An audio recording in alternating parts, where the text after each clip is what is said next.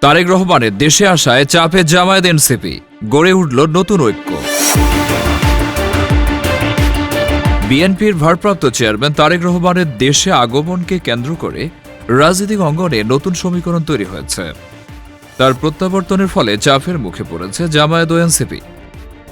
এই রাজনৈতিক বাস্তবতায় নিজেদের অবস্থান শক্ত করতে ঐক্য গড়ার ঘোষণা দিয়েছে জামায়াত এনসিপি।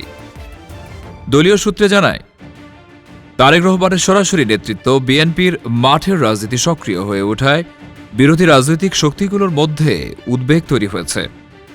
এরই ধারাবাহিকতায় জামায়াত ও এনসিপি পারস্পরিক বোঝাপড়ার মাধ্যমে যুগপৎ রাজনৈতিক কর্মসূচিতে এগিয়ে যাওয়ার সিদ্ধান্ত নেয়।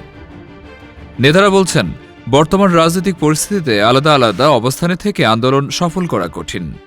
তাই গণতন্ত্র, নির্বাচন ও রাজনৈতিক অধিকার রক্ষার দাবিতে যৌথভাবে আন্দোলন জোরদার করা হবে। রাজনৈতিক বিশ্লেষকদের মতে, তারেক রহমানের দেশে আগমন শুধু বিএনপির মধ্যেই নয়, অন্যান্য বিরোধী দলগুলোর কৌশলও পরিবর্তন আনছে। জামায়াত এনসিপির এই ঐক্য ভবিষ্যৎ রাজনীতিতে নতুন মেরুকরণ তৈরি করতে পারে বলে মনে করছেন তারা। সব মিলিয়ে তারেক রহমানের প্রত্যাবর্তন দেশের রাজনীতিতে আরও গতিশীল করে তুলছে, যেখানে নতুন জোট ও সমঝোতার সম্ভাবনা ক্রমেই স্পষ্ট হচ্ছে।